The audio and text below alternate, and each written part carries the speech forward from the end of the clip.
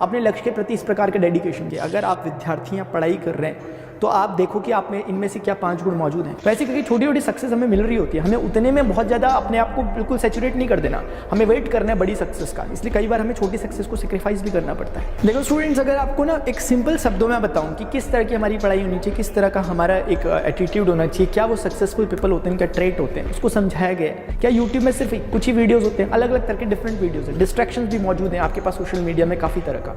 क्या कंज्यूम करना है, क्या नहीं करना, वो आपको बताना चाहिए।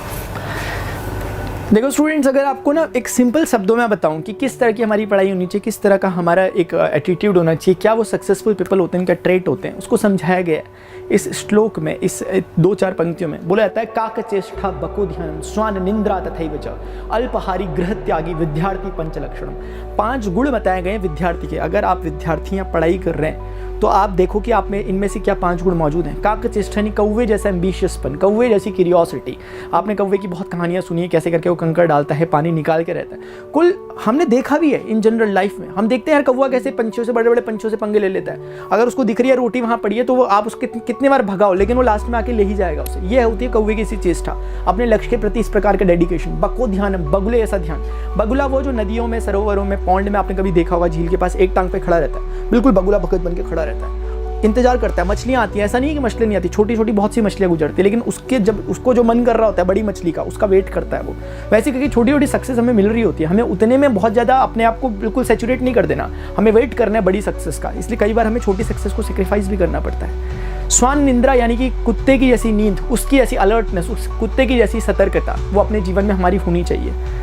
अगली बात बोली जाती है, अल्पहारी गृह त्यागी विद्यार्थी पंचलक्षणम। अल्पहारी का मतलब है कम खाने वाला। कम खाने वाला क्या, समझने वाली बात है। नैरो माइंड होकर नहीं सोचना कि सिर्फ खाना खाना नहीं, कम कंज्यूम करना। क्या कंज्यूम करना? आज की डेट में सोशल मीडिया में हम कनेक्टेड, आप शायद मुझे यूट्यूब में देख रहे होंगे, फेसबुक में देख रहे होंगे। तो यूट्यूब में जब आप देख रहे होते हो, क्या यूट्यूब में सिर्फ कुछ ही वीडियोस होते हैं? अलग अलग तरह के डिफरेंट वीडियोस हैं, डिस्ट्रैक्शंस भी मौजूद हैं आपके पास सोशल मीडिया में काफ़ी तरह का।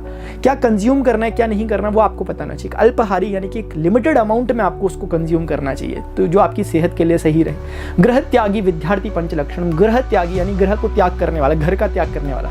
तो क्या करें सर, हम जंगलों में चले जाएं क्या, पढ़ाई लिखाई वहीं जाकर फिजिक्स पढ़ें क्या अपनी? ऐसा नहीं है। आप घर में रहकर भी घर से अलग हो सकते हो। आप घर में रहकर भी, मतलब भीड़ में रहकर भी अकेले हो सकते हो।